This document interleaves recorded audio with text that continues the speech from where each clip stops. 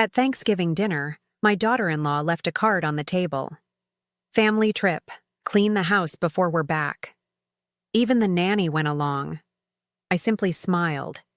When they returned and their keys didn't work in the door, my daughter-in-law fainted. I'm glad to have you here. Follow my story until the end and comment the city you're watching from so I can see how far my story has reached. I should have known something was wrong when Raya insisted on setting the table herself that Thanksgiving morning. In the 12 years since Marcus married her, she'd never shown interest in domestic duties. She always left those tasks to me while she lounged in the living room, scrolling through her phone or barking orders about how the cranberry sauce wasn't the right shade of red. But there she was at 7 in the morning, arranging the good china with unusual precision.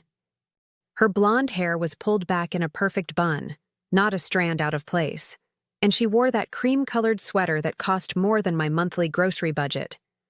She kept glancing at me with a smile that didn't reach her eyes, the kind of expression that reminded me of a cat watching a mouse.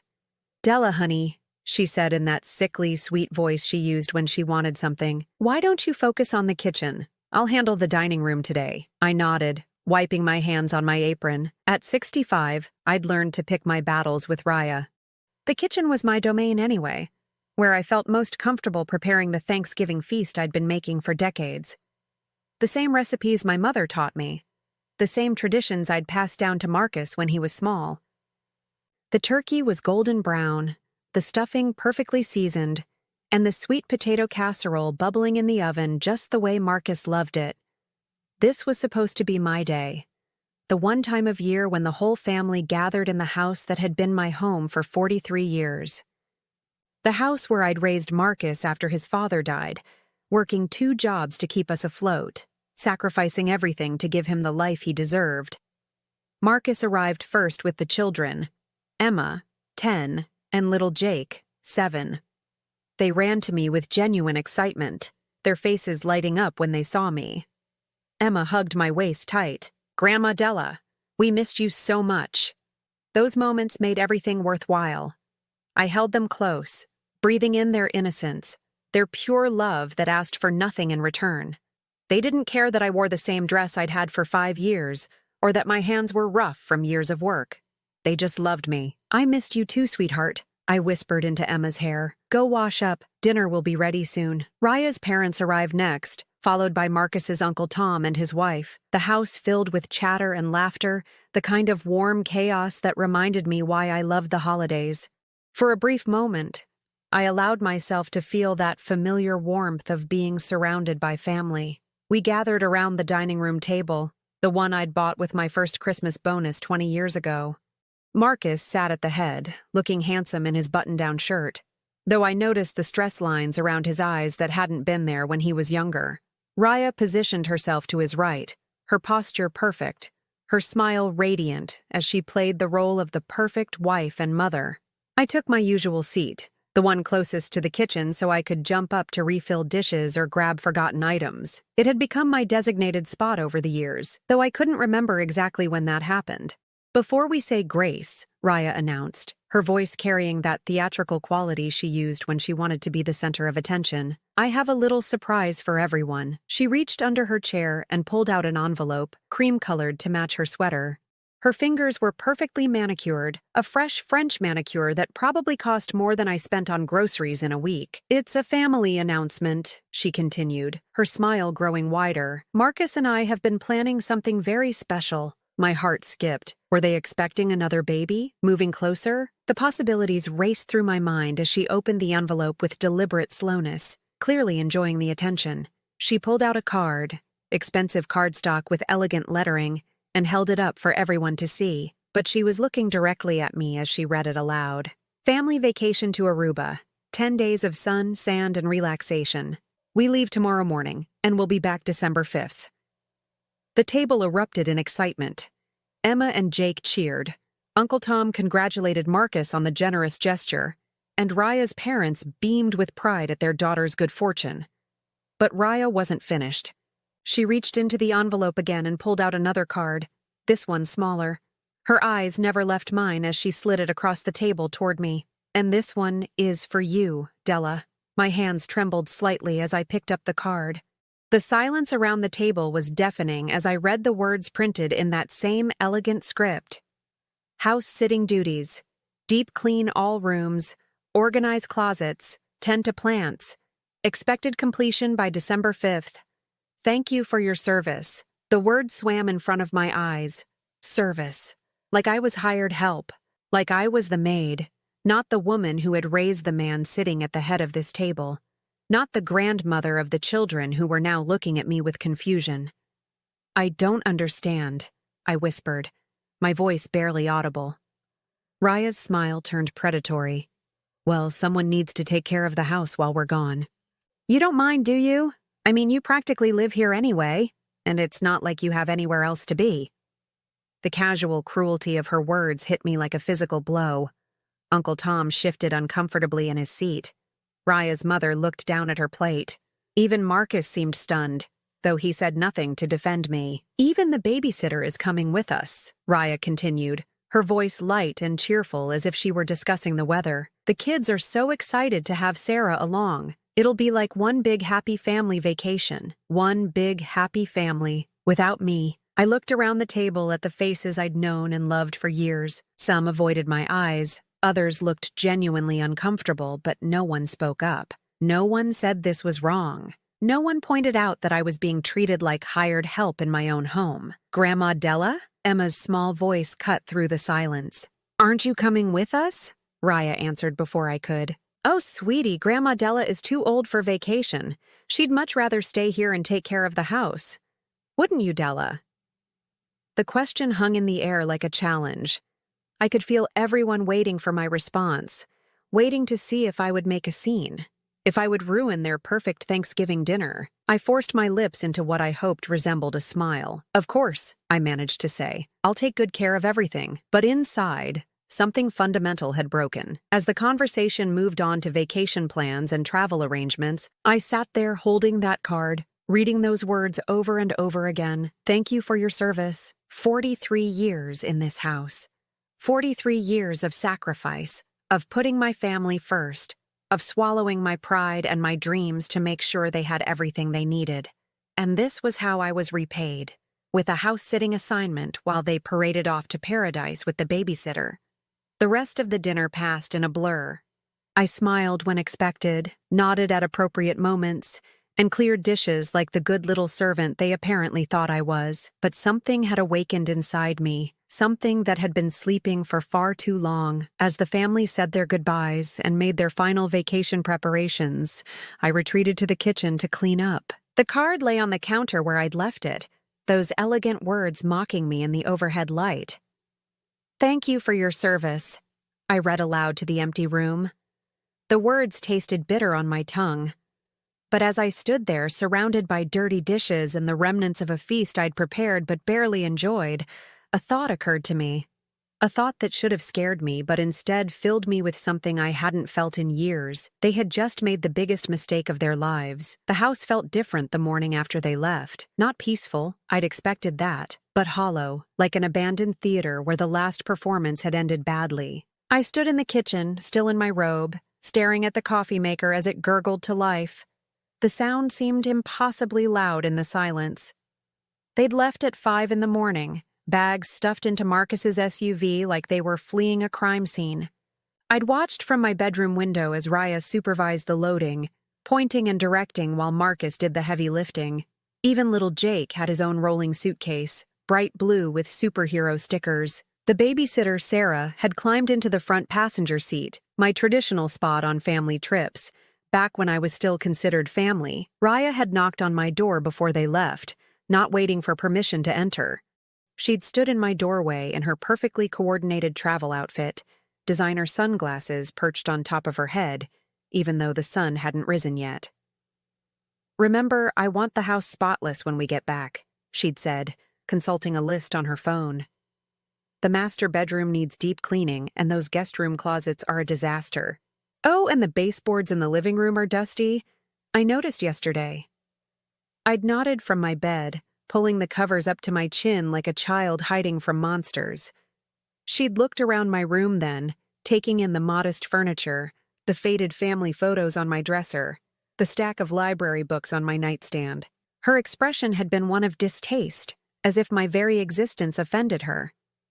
"Try to make yourself useful," she'd added before leaving. "It's the least you can do." Now, hours later, I sat at the kitchen table with my coffee, that insulting card still lying where I'd left it. "Thank you for your service." The words had kept me awake most of the night, echoing in my head like a broken record. I'd raised Marcus in this kitchen, fed him breakfast every morning before school, helped him with homework at this very table, celebrated his victories, and comforted him through his defeats. When he'd brought Raya home for the first time 12 years ago, I'd welcomed her with open arms, so grateful that my son had found love. How naive I'd been. The changes had been gradual at first, subtle suggestions that maybe I was doing too much for Marcus, that maybe he needed space to grow into his role as a husband. Then came the comments about my cooking, my clothes, my opinions, always delivered with a smile, always framed as concern for my well-being. "Della, you work so hard," she'd say. "Maybe you should let Marcus and me handle the holiday planning this year. Della, that dress is so vintage. Have you thought about updating your wardrobe? Della, I think you might have misremembered that story. Marcus told me it happened differently." Slowly, steadily, she'd erased me from my own family, and Marcus, sweet Marcus, who'd once defended me against playground bullies, had stood by and let it happen. I got up to refill my coffee and caught sight of myself in the kitchen window's reflection. 65 years old, gray hair that needed cutting, wearing a robe I'd owned for a decade. When had I become so invisible? The morning dragged on. I tried to read, but the words swam on the page. I turned on the television, but every channel seemed to be showing happy families enjoying perfect lives. Finally, I found myself standing in the hallway outside Marcus's old bedroom, the one Raya had converted into her personal closet and makeup room. The door was slightly ajar, and I could see her designer shoes lined up like soldiers, her handbags displayed on custom shelving like museum pieces. Everything expensive, everything perfect, everything purchased with money from the business Marcus ran, the business I'd helped him start with my life savings. But it was the master bedroom that really got to me. Their bedroom, in the house that had been my sanctuary for 4 decades. Raya had redecorated it last year, gotten rid of all the furniture that held memories of my life with Marcus's father. The bed where I'd read bedtime stories, the dresser where I'd kept family photos, the rocking chair where I'd nursed Marcus through childhood illnesses, all gone, replaced with stark modern pieces that looked like they belonged in a hotel. I sat on the edge of their bed, running my hands over the silk comforter that probably cost more than my monthly Social Security check. This had been mine once. This whole house had been mine. Was still mine, technically, though somewhere along the way I'd forgotten that fact. That's when I saw it, lying on Raya's nightstand, her jewelry box, opened carelessly with pearls and diamonds spilling out like she had so much wealth she couldn't be bothered to organize it properly. Next to it sat a stack of mail, bills and statements that Marcus handled but Raya liked to review. I shouldn't have looked. I knew that. But something compelled me to pick up the top envelope, already opened. It was a mortgage statement for the house. My house. The house my husband had bought 43 years ago. The house he'd left to me when he died. The house I'd never transferred out of my name despite Marcus's various requests over the years. My hands shook as I read the details. They'd been making payments on a mortgage that didn't exist. For the past 5 years, Marcus had been sending monthly payments to a bank account that Raya had set up, thinking he was paying the mortgage on the house. But the house had been paid off 15 years ago. I'd used every penny of my husband's life insurance to eliminate that debt, determined that my son would inherit a home free and clear. The realization hit me like a physical blow. Raya had been stealing from her own husband, convincing him that they needed to make mortgage payments on a house that belonged to me. And Marcus, trusting and naive, had never questioned it. I sank into the chair by their bedroom window, the mortgage statement clutched in my trembling hands. Below me, the garden I'd tended for decades stretched out in the afternoon sun. The rose bushes I'd planted when Marcus was small, the herb garden where I'd taught him to identify basil and oregano, the old oak tree where we'd hung his tire swing, all of it mine. Every brick, every board, every memory embedded in these walls, mine. I thought about that card downstairs, those dismissive words that had cut so deep. Thank you for your service. As if I were the help. As if I were some distant relative who should be grateful for scraps of attention. But I wasn't the help. I was the owner. I walked to my bedroom and pulled out the old filing cabinet I kept in the back of my closet. Inside, carefully preserved in plastic sleeves, were all the important documents of my life: marriage certificate, death certificate, insurance papers, and yes, the deed to the house. My name in black ink, clear as day. Della Mae Henderson, sole owner. I sat on my bed, holding that deed like a talisman. When had I become so afraid of my own family that I forgot who I was? When had I started accepting crumbs when the whole feast belonged to me? The phone rang, startling me from my thoughts. I glanced at the caller ID and saw Raya's number. For a moment, I considered letting it go to voicemail, but old habits die hard. Hello? Della! Raya's voice was bright with artificial cheer, loud enough that I could hear tropical music and children's laughter in the background. Just calling to check in. How's the cleaning going? I looked around my modest bedroom, unchanged for decades while they'd transformed the rest of my house to suit their tastes. It's going fine. Good. I hope you're being thorough.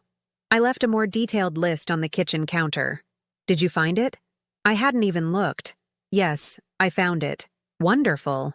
Oh, and Della? Marcus wanted me to remind you to water his golf clubs. They're in the garage, and the leather needs conditioning in this weather. Water his golf clubs. In December, in a garage. The request was so absurd I almost laughed. Almost. Of course, I said instead. Great. We're having such a wonderful time. The kids are at the beach with Sarah right now, and Marcus and I are about to have couples massages. It's exactly what we needed. A break from all the stress at home. The stress at home, meaning me. I'm glad you're enjoying yourselves, I managed. We are. Okay, I need to run. My massage appointment is in 5 minutes. Make sure you get those baseboards, Della. They were really quite dusty. The line went dead. I sat there holding the phone, staring at the deed in my other hand. 43 years of memories in this house. 43 years of love and sacrifice and putting everyone else's needs before my own. And this was what it had earned me. Orders to clean baseboards and water golf clubs while they lived it up in paradise. But as I sat there in the growing darkness of my bedroom, something shifted inside me. Something that had been dormant for too long, buried under years of making myself smaller and smaller to accommodate other people's comfort. I stood up, smoothed down my robe, and walked to the kitchen. Raya's detailed cleaning list sat on the counter, 3 pages long, written in her perfect handwriting. Room-by-room instructions, down to scrubbing behind the toilets and organizing the spice rack alphabetically. I picked up the list, read it once more, then walked to the fireplace in the living room. The fire I'd lit that morning was still burning low, just glowing embers now. I held the papers above the flames and let them go. As Raya's perfect handwriting curled and blackened and turned to ash, I felt something I hadn't experienced in years. Not anger. Anger was exhausting and useless. Not hurt. I'd carried enough hurt to last several lifetimes. What I felt was clarity. They thought they were coming home to a clean house and a grateful servant.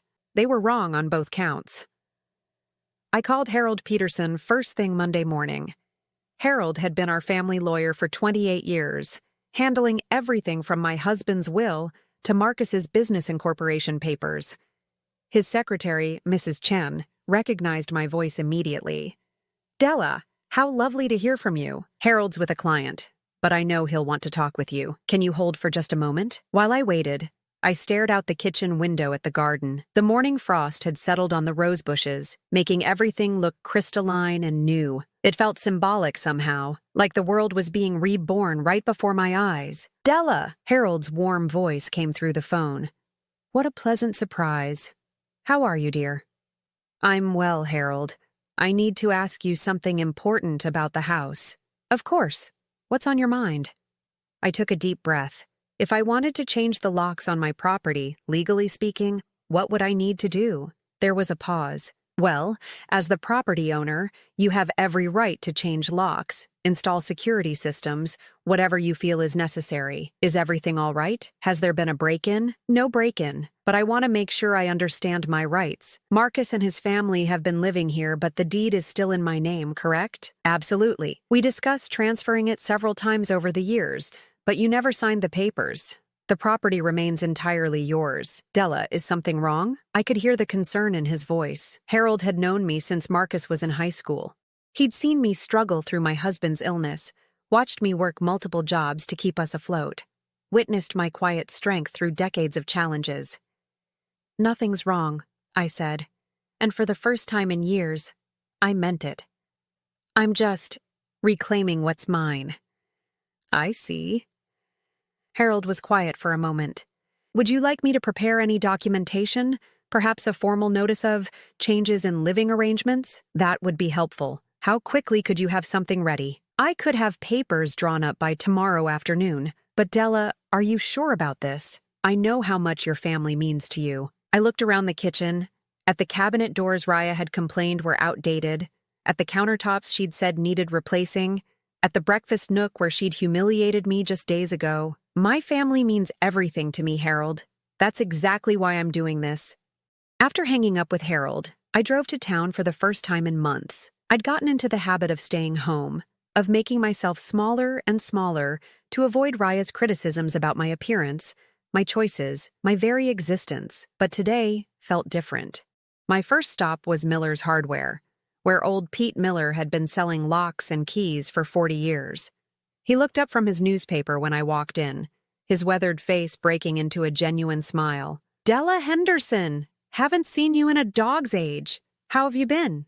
I've been better, Pete, but I'm working on that. I explained what I needed, and Pete didn't ask questions. He just nodded and pulled out his sample book of lock sets, explaining the differences between standard locks and deadbolts, between basic security and high-end protection. This one here, he said, pointing to a brass deadbolt system.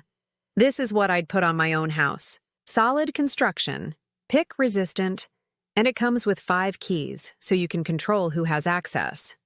5 keys. I thought about that as Pete rang up my purchase. 5 keys for 5 people I trusted. Not 5 people I was obligated to trust, but 5 people who had earned it. My next stop was even more liberating. Branson's consignment shop had been on Main Street for decades, run by Martha Branson, a woman my age who'd built her business from nothing after her divorce 30 years ago. She looked up from sorting through a rack of winter coats when I walked in. Della Henderson, as I live and breathe.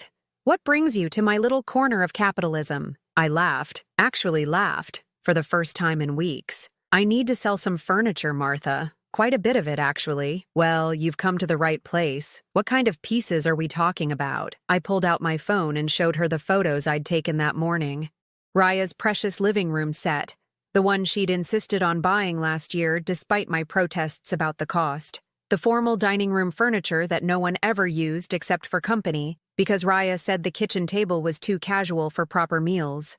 The guest bedroom set that stayed perpetually pristine because Raya discouraged visitors. Martha whistled low.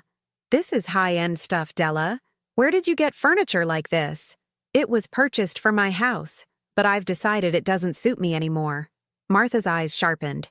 She'd been in business long enough to read between the lines, and she'd probably heard the town gossip about how Raya treated me. Small towns had few secrets. I can give you good money for pieces like this, she said carefully. But are you sure? Some of these look practically new. I'm sure. How quickly could you arrange pickup? For furniture this nice? I can have my boys there tomorrow morning if you want. That afternoon, I drove to every furniture store within 50 miles, looking for pieces that spoke to me. Not to some idealized version of what a proper house should look like, but to me. The woman who'd raised a son in this house, who'd tended gardens and cooked countless meals and created a home with her own hands and heart. I found a comfortable sectional sofa in soft blue fabric, the kind you could curl up on with a book without worrying about wrinkles. I bought a dining table made of reclaimed wood, scarred and imperfect and beautiful, with chairs that looked like they belonged in a farmhouse kitchen. I selected a bedroom set that was sturdy and simple, nothing fancy, but mine. The delivery truck started arriving Wednesday morning. Out went Raya's sterile perfection, and in came furniture that invited you to sit, to stay, to to be comfortable. I rearranged everything, putting my favorite reading chair by the window where the morning light was best, setting up the kitchen table so I could watch the birds at the feeder while I ate breakfast. But the most satisfying moment came when I hung my photographs back up. The ones Raya had deemed too personal for common areas, the ones she'd banished to my bedroom to make room for her abstract art that meant nothing to anyone. Pictures of Marcus as a baby, of my husband and me on our wedding day, of 3 generations of family holidays and birthdays and ordinary Tuesday afternoons that had meant everything. Each photo went back in its rightful place, reclaiming the walls of my house with memories of my life. Mrs. Patterson from next door came by Thursday afternoon with a casserole and curious eyes. "I saw all the delivery trucks," she said, craning her neck to see into the living room. "Spring cleaning in December?" "Something like that," I said, accepting the casserole with genuine gratitude. Mrs. Patterson had been bringing me food for months, ever since she'd noticed how thin I'd gotten. She'd never said anything directly, but her kindness hadn't gone unnoticed. "It looks lovely," she said, and I could hear the approval in her voice. "Very. You." "Yes," I thought as I closed the door behind her. "Very me." That evening, I sat in my new living room with a cup of tea and the latest mystery novel from the library. The house felt different now, lighter somehow. The furniture invited relaxation instead of demanding perfection. The photos on the walls told stories instead of trying to impress visitors. The very air seemed easier to breathe. My phone buzzed with a text from Raya. Just a photo of the family on the beach, everyone tanned and smiling, with the caption, "Wish you were here," followed by a laughing emoji. But I didn't wish I was there. For the first time in years, I was exactly where I wanted to be. I deleted the message without responding and returned to my book. Tomorrow, Harold would deliver the papers. Tomorrow, the new reality would begin. But tonight, I was home. Really, truly home, in a way I hadn't been for years. Outside, the wind picked up, rattling the windows and shaking the bare branches of the oak tree. A storm was coming. I could feel it in the air. But I wasn't afraid. My house was solid, built to weather whatever came its way. Just like me.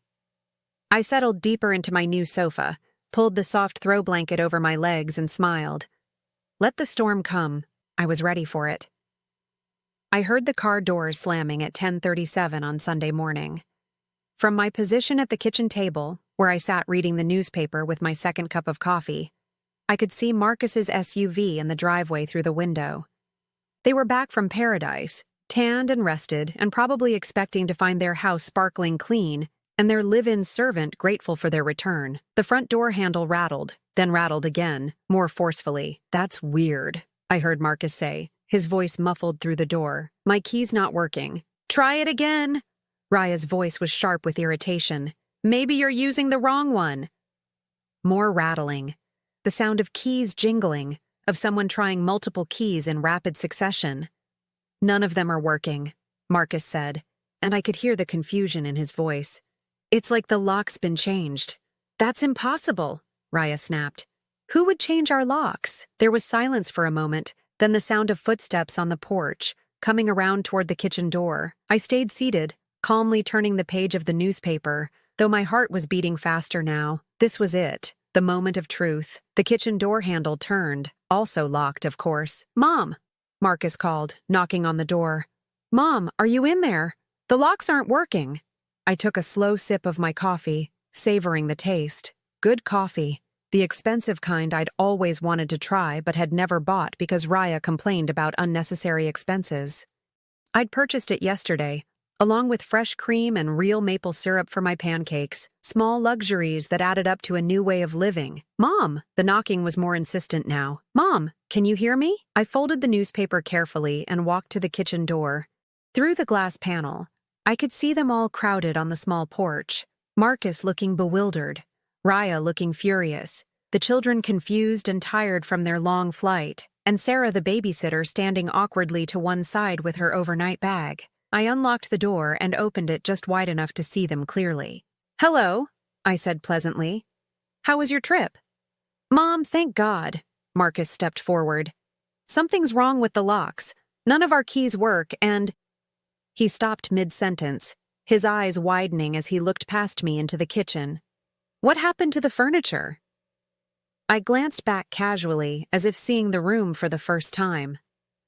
Oh, that. I redecorated. You what? Raya pushed past Marcus, trying to get a better view. Where's my dining set? Where are my chairs? I sold them, I said simply. They didn't suit me. Raya's face went white, then red, then a mottled purple color I'd never seen before. You sold my furniture? You can't do that. That was expensive. It was purchased for my house, I corrected gently. So technically, it was mine to sell. Grandma Della? Emma's small voice cut through the tension. Can we come in? I need to use the bathroom. I looked down at my granddaughter, sweet Emma with her sun-streaked hair and confused eyes. She was innocent in all this, just a child caught in an adult mess. Of course, sweetheart, I said, stepping aside to let her in. You know where it is. As Emma scurried past me, Jake started to follow, but Raya grabbed his arm. No, she said firmly.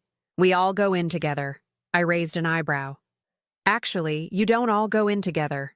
This is my house, and I decide who comes in. The words hung in the air like a bomb that hadn't exploded yet. Marcus stared at me with his mouth slightly open. Sarah shifted nervously from foot to foot. Even little Jake seemed to sense that something monumental was happening. But it was Raya's reaction that was the most dramatic. Her face went through a series of expressions: confusion, disbelief, rage, and then something that looked almost like panic. Your house? She laughed, but it was a brittle, hysterical sound. This is our house. We live here. We pay the mortgage. I tilted my head thoughtfully. Actually, you don't pay the mortgage. There is no mortgage. This house was paid off 15 years ago, Marcus frowned. That's not possible. I write a check every month to a bank account your wife set up. I finished for him. Harold Peterson explained it all to me when I had him research the mortgage payments. Quite creative, actually. You've been paying rent to live in my house, except the money's been going into your wife's private account instead of to me. The silence that followed was deafening. I could see Marcus's mind working, processing what I'd just said, trying to make sense of it. Raya, meanwhile, looked like she might be sick. That's not— She started, then stopped. You don't understand? I understand perfectly, I said calmly. I understand that you've been stealing from your own husband while treating me like hired help in my own home. I understand that you convinced my son to pay for a mortgage that doesn't exist while you humiliated me at my own table. Marcus was staring at Raya now, and she was staring at the ground. The pieces were falling into place for him, and I could see the moment when he understood the full scope of what had been happening. Raya, he said quietly, is this true? She looked up at him, her eyes wide and desperate. Marcus, you don't understand. I was trying to help. I was saving the money for us, for our future. You were stealing, he said flatly. From me, from my mother. I wasn't stealing. Raya's voice rose to a near shriek. I was protecting our interests. Your mother doesn't need this house. She's old. She should be in a retirement home anyway. We're young. We have children. We deserve— She stopped abruptly, realizing what she'd just said, but it was too late. The words were out there, hanging in the air like toxic smoke. Marcus looked at her as if seeing her for the first time. We deserve what, Raya? To steal from my mother? To treat her like a servant in her own home? That's exactly what you meant. His voice was cold now, colder than I'd ever heard it. You thought you could push her out, take over her house, and she'd just— What? Disappear? Raya's composure cracked completely. She spun toward me, her face twisted with fury. This is your fault. You turned him against me. You're a bitter old woman who can't stand to see other people happy. I looked at her for a long moment, this woman who had made my life miserable for 12 years, who had systematically tried to erase me from my own family. And I felt nothing. No anger, no hurt, no satisfaction. Just a deep, abiding peace. I didn't turn him against you, Raya, I said quietly. You did that all by yourself. That's when she fainted. It happened so suddenly that no one was prepared for it. One moment she was standing there screaming at me, and the next she was crumpling to the porch floor like a marionette with cut strings. Sarah gasped and stepped back. Jake started crying. Marcus just stood there staring down at his unconscious wife. "Well," I said, stepping back into my kitchen, "I suppose you'd better call an ambulance." But Marcus wasn't looking at Raya anymore. He was looking at me, and his eyes were full of something I hadn't seen in years. Respect. "Mom," he said softly. "I'm so sorry." I nodded acknowledgement but didn't respond. Sorry was a start, but it wasn't enough. Not yet. "Can we talk?" he asked. After we deal with this situation?" I looked at him, my son, the little boy I'd raised with such hope and love, who had grown into a man who'd allowed his wife to abuse his mother for years. He looked smaller now, diminished somehow, as if the revelation of Raya's deception had physically shrunk him. "We can talk," I said finally, "but not today. Today you need to figure out where you're going to stay." His face fell. "Mom, please. We don't have anywhere else to go." "You have money," I pointed out. "All that money Raya's been stealing from you. I'm sure she can afford a hotel until you sort things out." Marcus opened his mouth to argue, then closed it again. He looked down at his wife, who was starting to stir on the porch floor, then back at me. "The children," he said quietly. "What about Emma and Jake?" I felt my resolve waver for just a moment. My grandchildren, innocent in all this, didn't deserve to be punished for their parents' mistakes, but I also couldn't allow them to be used as emotional leverage, the way they'd been used to manipulate me for years. "The children can visit," I said carefully, "when you're ready to have a real conversation about respect and boundaries, but not today." Emma appeared beside me, having finished in the bathroom. She looked up at me with those big, trusting eyes. "Grandma Della, why is Mommy sleeping on the porch?" I knelt down to her level, smoothing her hair back from her face. "Your mommy just got a little overwhelmed, sweetheart. She'll be fine." "Are we not living here anymore?" she asked, and I could hear the fear in her small voice. I chose my words carefully. "Your house arrangements are going to change, honey, but that doesn't mean I love you any less. You'll always be my granddaughter no matter where you live." She hugged me then, fierce and tight, and I held her close, breathing in her little girl scent of sunshine and bubble gum. When I looked up, I saw Marcus watching us with tears in his eyes. By the time the paramedics arrived, Raya was conscious but hysterical. She kept insisting that I'd drugged her, that I'd somehow orchestrated the whole thing, that this was all part of some elaborate revenge plot. The paramedics, professional and kind, suggested she might be suffering from exhaustion and stress. "Vacation can be overwhelming," one of them said gently. "Sometimes the transition back to reality is harder than we expect." As they loaded Raya into the ambulance for observation, she grabbed Marcus's hand. "Don't let her do this to us," she pleaded. "Fight for our family. Fight for our home." Marcus looked at her with an expression I couldn't quite read. "This isn't our home, Raya," he said quietly. "It never was." That was the moment I knew things had truly changed. Not because I'd taken back my house, not because I'd revealed Raya's deception, but because my son had finally opened his eyes. As the ambulance pulled away and the family climbed back into their SUV to follow it to the hospital, I stood on my porch watching them go. The autumn air was crisp and clean, and for the first time in years, I could breathe freely. Mrs. Patterson appeared at her fence, obviously having watched the whole drama unfold. "Everything all right over there, Della?" she called. I looked at my house, my beautiful reclaimed house with its comfortable furniture and family photos and the smell of good coffee lingering in the kitchen. I thought about the morning ahead, quiet and peaceful, with no one to please but myself. "Everything's perfect," I called back. And for the first time in longer than I could remember, I meant it. 3 days passed before Marcus came to see me alone. 3 days of silence that I filled with simple pleasures I'd forgotten existed.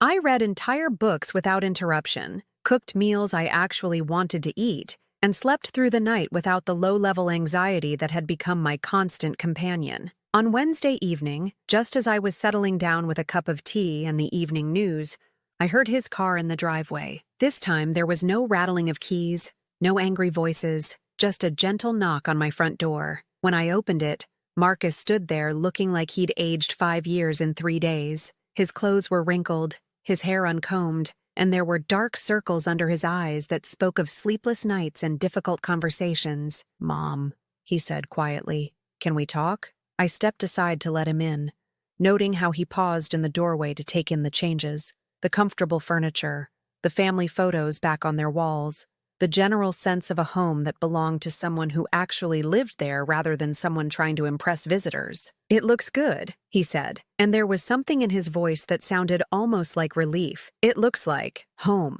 I gestured toward the sofa. "Sit down. I'll make coffee." As I moved around the kitchen, I could feel him watching me. The silence between us wasn't comfortable, but it wasn't hostile either. It was the silence of two people who needed to find their way back to each other, across a chasm that had been years in the making. "How's Raya?" I asked, though I wasn't sure I really wanted to know. Marcus sighed deeply. "She's not handling this well. The doctor says it's a severe stress reaction, but between you and me, I think it's more than that. I think she's realizing that everything she thought she had control over is slipping away." I brought him his coffee, made the way he'd liked it since he was a teenager. 2 sugars, a splash of cream. The fact that I still remembered seemed to surprise him. "Where are you staying?" I asked. "The Hampton Inn on Route 9. It's not ideal with the kids, but it's temporary." He paused, staring into his coffee cup. "At least, I hope it's temporary." I settled into my reading chair across from him. "That depends on what temporary means to you." He looked up at me then, and I saw the boy he used to be underneath the exhausted man he'd become. "Mom, I need you to know how sorry I am. Not just about the house or the money, but about everything. About how I let her treat you. About how I stood by and watched you disappear from your own life. Why did you?" The question had been burning in me for years. Why did you let it happen? Marcus was quiet for a long time, working his jaw the way he used to when he was a child trying to figure out how to explain something difficult. "At first, I thought she was just particular, you know? She had opinions about how things should be done, and I figured that was normal for newlyweds. Everyone has to adjust." He set his coffee cup down with shaking hands. "Then it became about keeping the peace. Every time I stood up for you, we'd have these terrible fights. She'd cry, tell me I was choosing my mother over my wife, make me feel guilty for not supporting her. I knew that pattern. The tears, the guilt, the way abusers turn their victims into accomplices. And then," Marcus continued, his voice getting quieter, "I started believing her. She was so confident, so sure of herself. When she said you were too involved in our lives, when she said you needed to learn boundaries, when she said you were holding me back from growing up, I started thinking maybe she was right. The admission hung between us like a confession in church. She made me feel like loving you was a weakness," he said, and his voice cracked on the words, "like being close to my mother was something to be ashamed of." I felt tears prick at my eyes, but they weren't tears of sadness. They were tears of recognition, of finally hearing my son acknowledge what I'd known but couldn't prove for so many years. "The money," I said carefully. "How long has that been going on?" Marcus laughed bitterly. 5 years. 5 years of me writing checks for a mortgage that didn't exist, and I never questioned it. She handled all the finances, said it was easier that way. I was so busy with work, so tired when I came home, I just trusted her. What will you do now? He looked around the room again, at the photos of his childhood, at the comfortable furniture that invited relaxation instead of demanding perfection. I don't know. I've been thinking about that for 3 days straight, and I honestly don't know. What do you want to do? The question seemed to surprise him. What do I want? Yes, not what you should do, not what's expected of you, not what will cause the least conflict. What do you want? He was quiet again, thinking. Outside, I could hear Mrs. Patterson's dog barking at something in the yard, the normal sounds of a neighborhood settling into evening. I want my kids to know their grandmother, he said finally. Really know her. Not just see her on holidays when their mother remembers to be polite. I want them to learn to cook from you the way I did. I want Emma to hear your stories about when I was little, and I want Jake to help you in the garden next spring. He paused, looking directly at me. And I want to remember who I was before I spent 12 years trying to be someone else's version of a good husband. What about Raya? The question I'd been avoiding. The one that would determine everything else. Marcus stared at his hands. She's threatening to take the kids if I don't fight you on the house. Says she'll prove you're an unfit grandmother, that you're too old to be around children unsupervised. His voice hardened. She's also threatening to claim I abused her, that the stress of living with you drove her to steal the money as some kind of survival mechanism. I felt a chill run through me.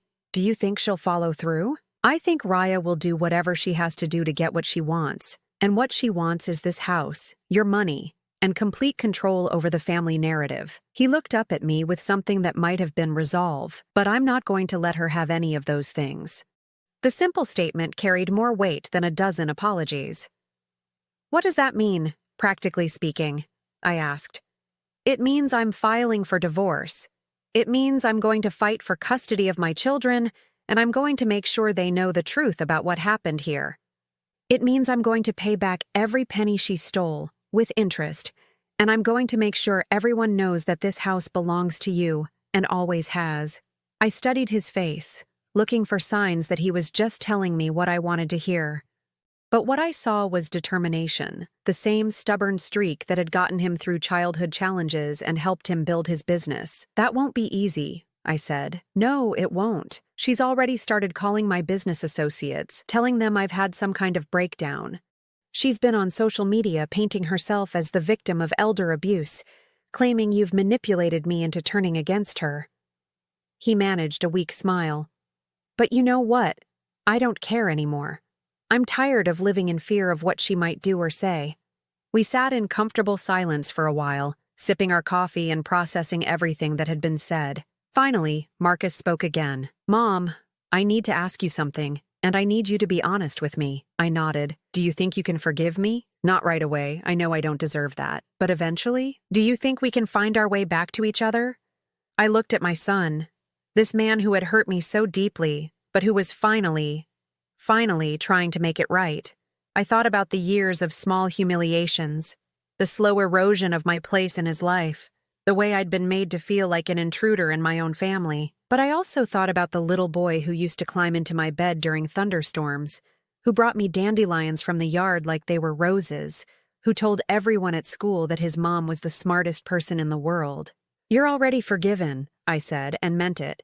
But forgiveness doesn't mean forgetting. It doesn't mean going back to the way things were. I wouldn't want to go back, Marcus said quickly. I want to go forward. I want to build something new, something honest. Then that's what we'll do. He smiled then, the first real smile I'd seen from him in years. It transformed his face, made him look like my son again instead of a stranger wearing his skin. Can I ask you something else? He said. I nodded. When you changed those locks, when you sold the furniture, when you decided to take your house back, were you scared? I considered the question. Terrified, I admitted. But you know what I realized? I'd been scared for years. Scared of rocking the boat, scared of causing conflict, scared of being seen as the difficult mother-in-law. Fear was making all my decisions anyway. At least this way, I was scared while doing something that mattered to me. Marcus laughed, and it was a sound I'd missed more than I'd realized. That's the most badass thing I've ever heard you say. Language, I said automatically, then laughed too. We talked for another hour, making tentative plans for the future. Marcus would bring the children by this weekend, if that was all right with me. We would start slowly, rebuilding trust and establishing new boundaries. He would pay me rent for the mortgage money Raya had stolen, not because I needed it, but because it was the right thing to do. As he got ready to leave, Marcus paused at the door. Mom, that card Raya gave you at Thanksgiving, the one about house-sitting. What about it? I had no idea she was planning that. If I had known, I would have stopped it. I believed him. The Marcus I'd raised would never have intentionally humiliated me like that. The Marcus who had let it happen was a man who had lost himself in someone else's version of love. I know, I said. But, in a way, I'm grateful she did it. Grateful? I smiled, thinking about everything that had changed since that awful dinner. If she hadn't pushed me that far, I might never have found the courage to push back. After Marcus left, I sat in my quiet house feeling something I hadn't experienced in years. Hope. Not the desperate, clinging hope that things might somehow get better if I just tried harder to be perfect, but real hope, grounded in the knowledge that I had choices, that I had power, that I could shape my own life. The road ahead wouldn't be easy. Raya would fight dirty, and there would be difficult days when the children missed their mother or when Marcus wavered in his resolve. But for the first time in years, I felt equipped to handle whatever came next. I was no longer the woman who had sat at that Thanksgiving table accepting humiliation with a forced smile. I was Della Henderson, and this was my house, my life, my choice. And that made all the difference. 6 months later, I stood in my kitchen on a Saturday morning, teaching Emma how to make my famous chocolate chip pancakes. The same recipe I'd taught Marcus when he was her age. The same kitchen where 3 generations of my family had learned that cooking was about more than just food. It was about love, tradition, and taking care of the people who mattered to you. The secret is not to overmix the batter, I told her as she stirred with careful concentration. A few lumps are perfectly fine. Emma nodded seriously, taking her role as my apprentice very seriously. At 10, she was old enough to understand that something important had changed in our family dynamic, even if she didn't grasp all the details. What she did understand was that she now got to spend every other weekend with Grandma Della, learning recipes and hearing stories and being loved without conditions. Jake, now 8, was in the living room building an elaborate fortress out of couch cushions. He was younger, more adaptable, and had accepted the new arrangements with the resilience of childhood. His laughter echoed through the house, a sound that had been absent for too long. "Grandma," Emma said, lowering her voice conspiratorially, "Daddy says Mommy is getting better. Is that true?" I considered my answer carefully. Raya was indeed getting better in the clinical sense. She'd been receiving treatment for what her doctors diplomatically called adjustment disorder, with mixed anxiety and depressed mood. The reality was messier and more complex, involving medication, therapy, and a slow, grudging acceptance that the world she'd tried to create through manipulation and control had crumbled beyond repair. "Your mommy is working very hard to feel better," I said truthfully, "and that's good for everyone." The divorce had been finalized 2 months ago. Marcus had been generous in the settlement, more generous than Harold Peterson had advised, but I understood his reasoning. He wanted a clean break, wanted to start fresh without the bitter taste of a prolonged legal battle. Raya had moved back to her parents' house in Connecticut, and the children spent 2 weekends a month with her, carefully supervised visits that everyone hoped would eventually become more natural. I'd been worried about how Emma and Jake would handle the separation, but children are remarkably resilient when the adults in their lives are honest with them. Marcus had sat them down and explained, in age-appropriate terms, that sometimes grown-ups make mistakes that hurt the people they love, and that sometimes the best way to fix those mistakes is to make big changes. "Will you and Daddy get back together?" Emma had asked during one of our early weekend visits. "No, sweetheart," I'd told her, "but that doesn't mean your family is broken. It just means your family looks different now." And it did look different. Marcus had moved into a small rental house just 10 minutes away, close enough that the children could ride their bikes to visit me, but far enough that we all had our own space. He came by most Sunday mornings for coffee and conversation, sometimes staying for lunch, rebuilding our relationship one careful conversation at a time. The business was thriving. Free from Raya's expensive tastes and her constant pressure to maintain appearances, Marcus had been able to focus on the work he actually enjoyed, rather than chasing prestigious clients who drained his energy and his resources. He looked healthier now, less stressed, more like the son I remembered.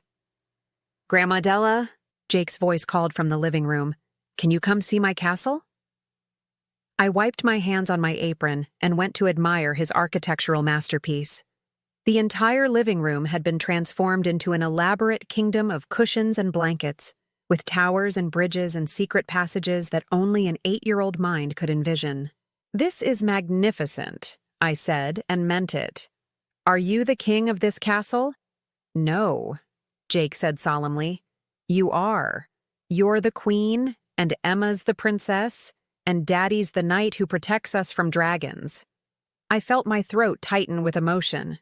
In Jake's innocent world-building, I was the queen, not the servant, not the inconvenience, not the person who should be grateful for scraps of attention. The queen. "That's a very important job," I said seriously. "What are my royal duties?" Jake thought about this carefully. You have to make sure everyone has enough pancakes, and you have to tell stories about when Daddy was little, and you have to give the best hugs in the kingdom. I think I can handle that, I said, gathering him into my arms for a demonstration of my royal hugging abilities.